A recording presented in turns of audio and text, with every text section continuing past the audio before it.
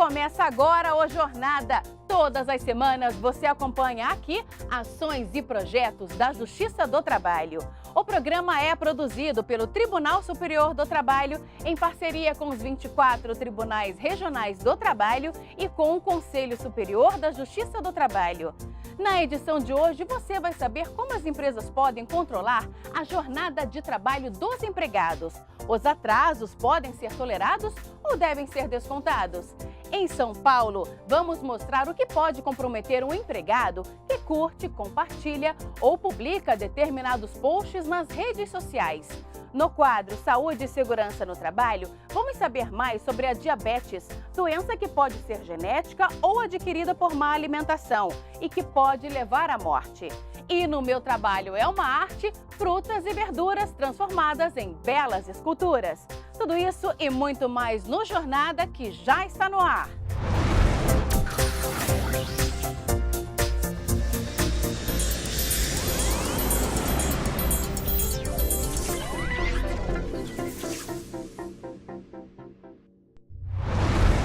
Controlar a jornada de trabalho de um empregado pode até parecer, mas não é uma tarefa assim tão fácil. As empresas têm liberdade para decidir que tipo de ponto vão adotar, mas para isso é preciso observar a legislação trabalhista e as normas do Ministério do Trabalho. Conforme a CLT, o controle da jornada pode ser realizado por meio de ponto manual, mecânico ou eletrônico. Independentemente do ponto utilizado, a única exigência é que o registro sempre seja feito pelo próprio trabalhador. Ficou curioso? Saiba mais na nossa reportagem especial desta semana.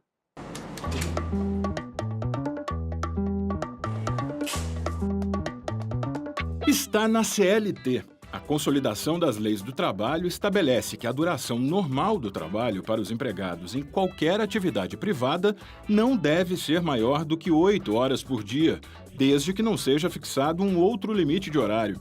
É o caso da Andressa. Durante 3 anos, ela trabalhou como jornalista em uma universidade em Brasília.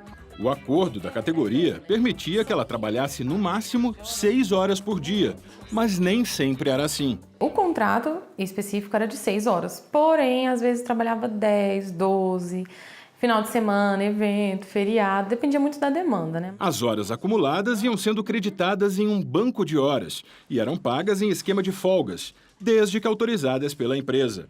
Já cheguei até 80 horas extras. Isso só extras. Como a assinatura do ponto era manual, nem sempre o número de horas trabalhadas batia com o número de horas acumuladas. E às vezes o departamento pessoal falava, não tem 80, tem 60. E aí eu comecei a fazer esse controle um pouco maior dentro do setor. A CLT determina que os estabelecimentos com mais de 10 trabalhadores são obrigados a anotar a hora de entrada e de saída dos empregados. O controle deve ser feito em registro manual, mecânico ou eletrônico. Cada empresa tem total liberdade para escolher o tipo de ponto que quer adotar. No manual, o trabalhador anota de próprio punho o horário de entrada e de saída. O mecânico é aquele mais antigo, em que o trabalhador bate o ponto em um cartão de papel. E tem ainda o eletrônico, quando o registro é feito por cartão magnético ou pela impressão digital do trabalhador. Há 2 finalidades bem importantes. Primeiro é o controle efetivo da jornada para garantir que o trabalhador cumpra com as jornadas máximas previstas na legislação, que não haja jornada extenuante, uma jornada exaustiva, que não haja um problema inclusive de saúde para o empregado. E um segundo ponto bem importante do controle de jornada é o real pagamento das horas trabalhadas, né? Horas extraordinárias e situações que venham a repercutir na folha de pagamento precisam ser controladas para garantir um pagamento justo. Esse escritório de contabilidade em Brasília gerencia o RH de mais de 260 empresas. Aqui são fechadas todos os meses as folhas de pagamento de mais de 3.600 empregados. O escritório adota o ponto eletrônico, mais seguro, segundo este diretor. mas a maioria dos clientes ainda utiliza o ponto manual. A pessoa chega no ambiente de trabalho e registra ali, às vezes nem lembra de registrar o ponto. Aí no final do mês o empregador fala, precisa da folha de ponto. Aí ele vai pondo aquelas horas britânicas e assim por diante. É muito fácil ser fraudado e ser questionado também na justiça, né? E gera aquela dúvida. A pessoa fala que tem direito à hora extra e o empregador fala, não, mas você não ficou, aí está registrado lá de forma humana, que eu acho que se tornou dificultoso. Independentemente do modelo de ponto, a CLT garante que o empregado não seja descontado por causa daquelas pequenas variações de horário no registro, desde que não excedam 5 minutos na entrada ou na saída, somando no máximo 10 minutos por dia. No caso do ponto anotado à mão, o horário registrado deve ser exatamente igual àquele realizado pelo empregado. O chamado ponto britânico, com horários padrões de entrada e de saída, é considerado ilegal pela Justiça do Trabalho. É inviável que que a pessoa chegue sempre diariamente no mesmo estabelecimento, rigorosamente no mesmo horário. Então, o parâmetro fixado foi o de 5 minutos antes ou 5 minutos depois.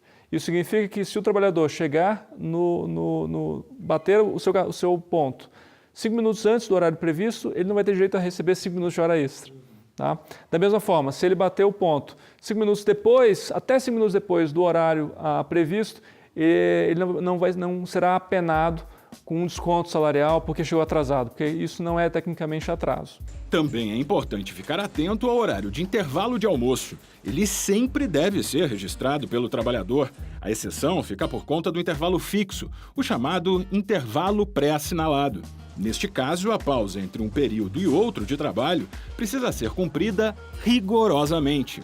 Por exemplo, se considera que das 11 ao meio-dia é o intervalo, então aquilo está pré-assinalado no seu controle de jornada, o empregado não precisa registrar aquilo. Se a fiscalização encontrar um trabalhador em efetivo trabalho num horário que está pré-assinalado como de intervalo, aquilo vai ser considerado como uma irregularidade em relação à concessão do intervalo.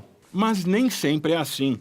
Durante o período em que trabalhou como atendente em uma hamburgueria, a Esther mal conseguia parar para comer. Eu trabalhei lá durante 6 meses, eu nunca tive 1 hora de intervalo. Às vezes, quando o movimento estava assim, mais fraco um pouco, a gente tirava meia hora. Mas quando estava muito intenso, no máximo 10 minutos ou 15. E a folha do ponto no final do mês? 1 hora de descanso. Segundo ela, o intervalo reduzido acabava interferindo no rendimento dos trabalhadores. Trabalho de atendente, de chapeiro, qualquer coisa que você não tiver um descanso, você tira o foco, né? Lá é muito pesado, somos uma equipe de 10 funcionários, então acaba sobrecarregando mais para um, sobrecarregando mais para outro. Em todo o Brasil, mais de 37.600 empresas utilizam o controle eletrônico de ponto. O Ministério do Trabalho estima que sejam pelo menos 107 mil relógios de ponto espalhados pelo país. E aí o ideal é que eles sejam instalados em áreas o mais perto possível do local de trabalho. Para evitar fraudes, os pontos eletrônicos passam por um rigoroso controle do Inmetro e são cadastrados no Ministério do Trabalho. As empresas precisam cumprir uma série de regras definidas pela Portaria 1510 de 2009. Quando há o registro, o empregado tem que receber um comprovante daquele registro. Aqueles dados que estão lá depositados, eles não podem ser violados ou excluídos, ela tem que ficar com aquilo armazenado para permitir que quando a inspeção do trabalho chegue na empresa, ela possa extrair aqueles dados concretos. Não pode haver vedação de momento de registro, enfim, tem esses regramentos, inclusive, de formatação de quais os dados que têm que estar disponíveis para fiscalização e de como eles têm que estar disponíveis. Mas e quando o trabalho é realizado fora do estabelecimento? A CLT determina que o horário de trabalho deve ser anotado em uma ficha ou papeleta que deve ficar sempre em poder do empregado. Mas existem exceções. Em alguns casos, a lei permite que o trabalhador deixe de registrar o ponto. Quem ocupa um cargo de gestão, por exemplo, como gerentes, diretores e chefes de departamento. Empregados em regime de teletrabalho, quando a atividade é desempenhada à distância, fazendo uso da tecnologia, também ficam de fora. ou ainda aqueles que exercem atividade externa e que não possuem um horário fixo de trabalho, como vendedores de livros ou remédios, por exemplo. Mas atenção! Neste caso, a condição do trabalhador deve ser anotada na carteira de trabalho e no registro de empregados. Nessas atividades externas, a questão do controle ou não controle da jornada não é uma mera conveniência do empregador. Primeiro, é um direito do trabalhador. A única exceção aqui seria um caso em que seja realmente inviável o controle da jornada. A gente está falando de uma questão que envolve saúde do trabalho. Então, aqui é a própria materialização do direito constitucional, a redução dos riscos inerentes ao trabalho.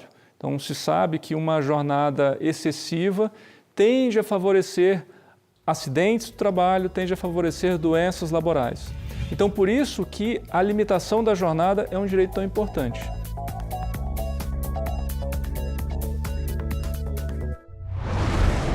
No próximo bloco, na reportagem do Tribunal Regional do Trabalho da 2ª Região em São Paulo, vamos saber o que pode e o que não pode quando a questão é rede social no ambiente de trabalho. E ainda hoje, no quadro Saúde e Segurança no Trabalho, o tema é diabetes, uma doença silenciosa que afeta mais de 14 milhões de pessoas em todo o mundo. Nós voltamos em instantes.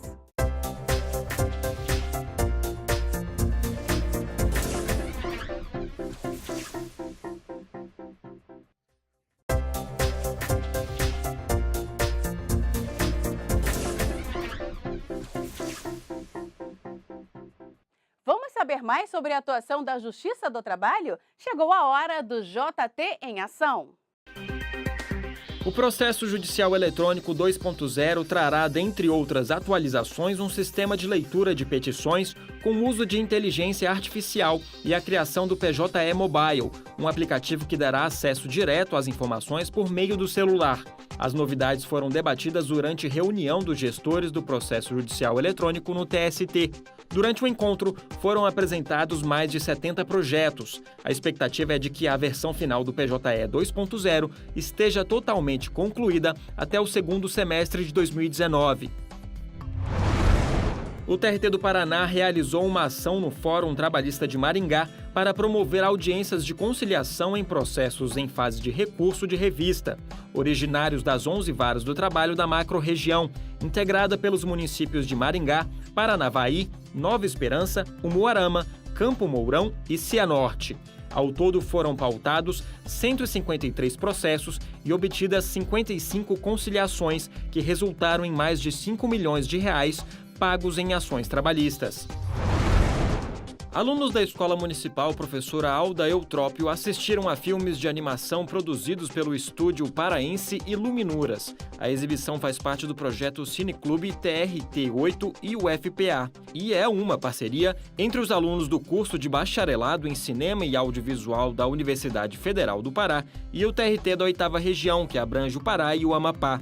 Esta foi a primeira vez que os filmes foram exibidos em uma escola pública. O projeto, que está no 2º ano, visa aproximar crianças e adolescentes do cinema nacional e regional e contribuir com a formação cultural dos estudantes.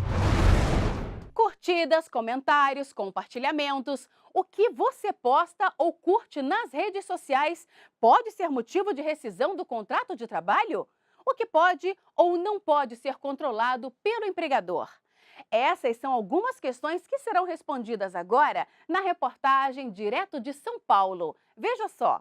A publicação desta foto numa rede social levou à demissão do rapaz que aparece em primeiro plano. A imagem foi considerada racista. Em outra rede social, um piloto também perdeu o emprego por ter feito uma postagem ofensiva aos nordestinos. Na internet também não faltam casos de quem fala mal do próprio emprego.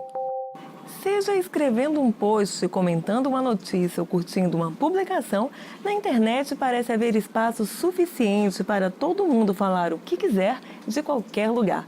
Nunca demos tanta opinião sobre tudo e nunca houve tanta gente ouvindo, ou melhor, lendo, aquilo que nós escrevemos. Mas essa liberdade também tem limites.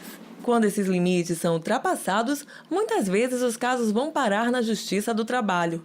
Na segunda região, tem crescido o número de ações envolvendo demissões por justa causa, motivadas por postagens em redes sociais. Por exemplo, se o empregado xingar, ofender o empregador ou algum representante da empresa na rede social e isso se tornar público, isso pode motivar a justa causa num único ato. Às vezes o empregado se dirige ao meu supervisor, mas não fala exatamente o nome, né? Mas se der para aferir, se pelo contexto for possível se chegar à conclusão que é o empregador ou que é o empregado, é possível sim a punição.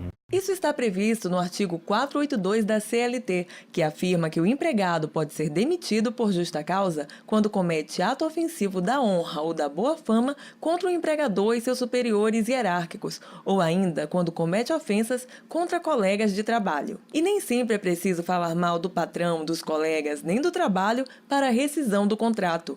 Uma publicação preconceituosa ou que tenha valores contrários aos da empresa já pode ser justificativa para a demissão. A empresa também atua nas redes sociais. O mercado que a empresa atinge está nas redes sociais. Então, a partir do momento que o empregado, que se identifica como empregado da empresa X, faz um comentário homofóbico, faz um comentário racista, faz um comentário muito preconceituoso de qualquer ordem, isso vai fazer com que o público que tem acesso a essa postagem relacione a imagem da empresa e o dano pode ser de grande monta. Então, num caso como esse, também cabe uma dispensa por justa causa. Vale lembrar que os limites às postagens existem tanto para os empregados como para os patrões. Não é o mais comum, mas se algum representante da empresa publicar alguma manifestação em rede social e se tornar pública, se o empregado se sentir ofendido, ele pode pedir a rescisão indireta ou, ao invés da rescisão indireta, também pode postular uma reparação por dano moral. No próximo bloco, no quadro Saúde e Segurança no Trabalho, vamos saber mais sobre a diabetes. Como prevenir e tratar essa doença que somente no Brasil cresceu quase 62% nos últimos 10 anos. E no quadro Meu Trabalho é uma Arte, um artista que por meio de um trabalho minucioso transforma frutas e verduras em esculturas. Nós voltamos daqui a pouco.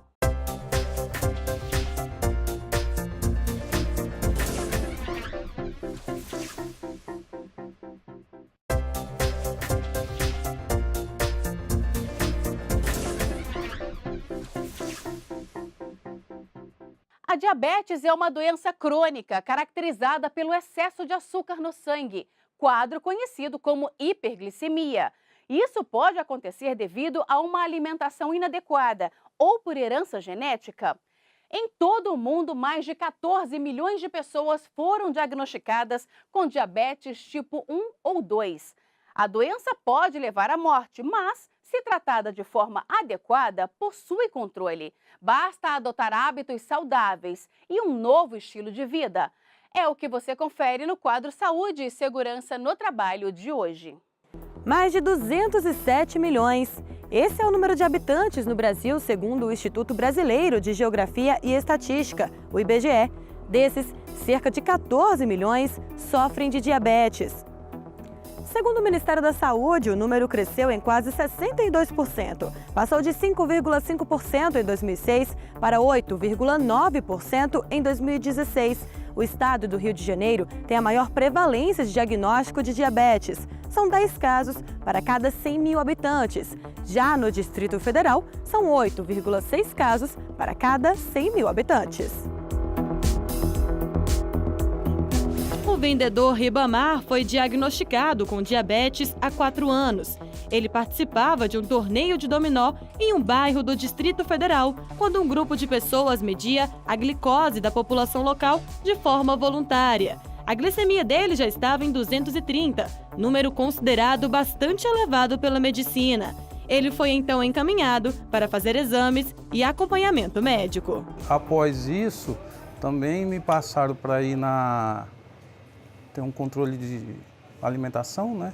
Em cima dessa alimentação, eu fiz um controle básico, mas particularmente para mim, resolveu. Para controlar a doença, ele também foi orientado a praticar exercícios físicos. Ribamar conta que isso tem ajudado, mas que os sintomas da diabetes são persistentes e incomodam bastante. Às vezes a boca seca, você entendeu? Você pede água, alguma coisa assim, mas principalmente para mim, eu estou tendo diferença das vistas. As minhas vistas começaram a ter uma certa dificuldade na medida que eu descobri a doença.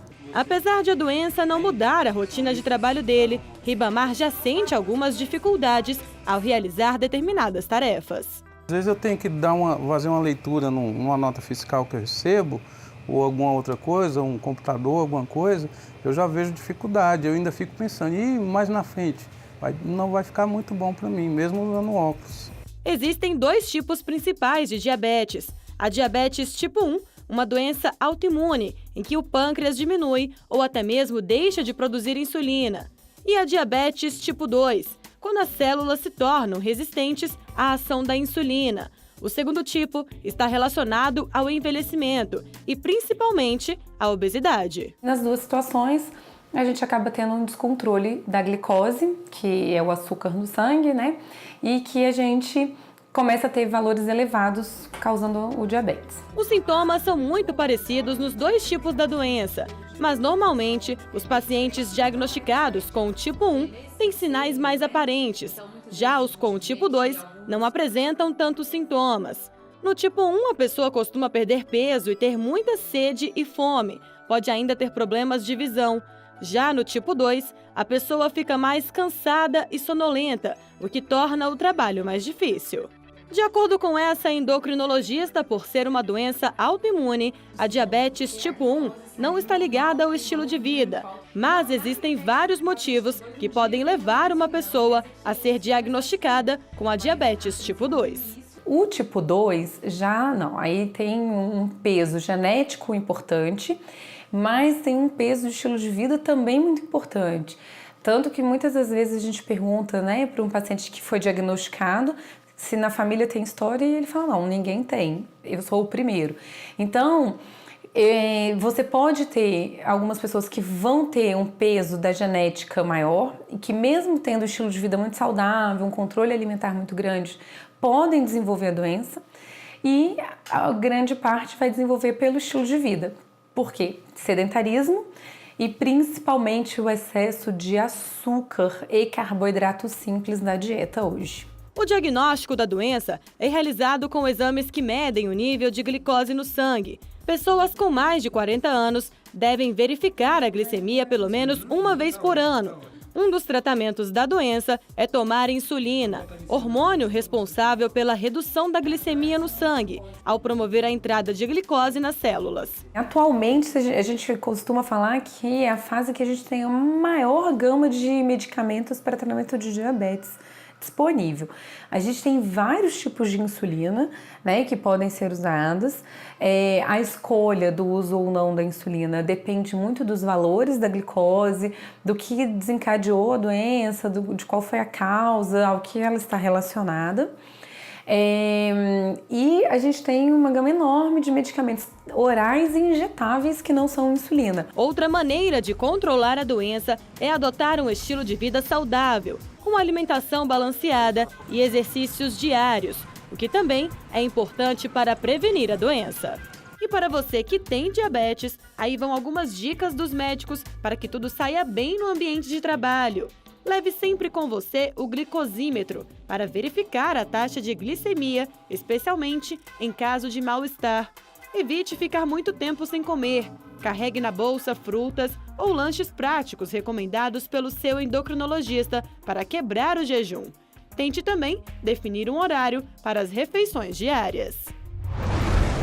Quem pensa que frutas e legumes servem apenas como ingredientes de receitas está errado.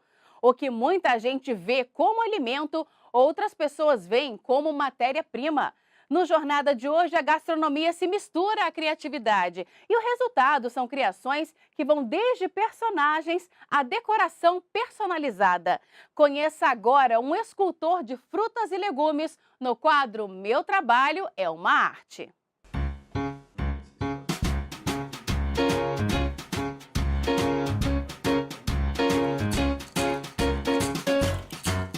Meu nome é Abel Kleber, dos Santos Faria, e hoje, atualmente, eu sou escultor de frutas e legumes. Eu tive o primeiro contato em 2012, através de um curso ministrado pelo Senac, nas carretas que vão nas cidades. E aí eu fiz um curso de decoração de saladas e coisa pouca nas esculturas de legumes também. E aí depois, em 2013, eu fui me aperfeiçoando, procurei um curso mais profissional, com o professor Dorival, que é bicampeão nacional em esculturas e frutas. E depois disso fui me aprimorando. Com um ano de técnica profissional, eu fui ao campeonato lá no IMB em São Paulo em 2014. Fui para poder me divertir, para poder conhecer outros escultores, mas acabei tendo a graça de levar a medalha de ouro no campeonato na categoria iniciante e também o troféu Talento 2014 pelos cortes mais rebuscados, mais finos. É como se fosse um hobby para mim, Esculpir é como se fosse um hobby, mas é um hobby que a gente acaba enchendo os olhos dos clientes também. Eu vi a necessidade hoje aqui no Brasil de engrandecer a arte, e a gente trabalha anualmente através disso, procurando congressos e feiras para poder divulgar essa arte e que as pessoas possam levar para dentro de casa ou até mesmo para as suas celebrações festivas um pouco da arte que é milenar. Eu tenho esculpido desde um dente de alho até numa abóbora gigante, por exemplo. Há algumas frutas que têm um corte mais macio, como a melancia é o que os escultores procuram trabalhar mais, porque ela tem uma polpa muito boa para se trabalhar. Já o mamão, quando ele está maduro, ainda é mais macio ainda do que a melancia. Mas, no geral, todas as frutas dá para se trabalhar tranquilo. Você olhar para a melancia e falar o que eu vou fazer aqui e criar, a criação, sabe? Não tem bem uma técnica específica, realmente é paciência e dedicação. O grande desafio é eu me surpreender com o resultado final e levar para as outras pessoas essa arte, para que elas encham os olhos também. Por hoje é só. O Jornada fica por aqui. Muito obrigada pela companhia e até o nosso próximo encontro. Tchau!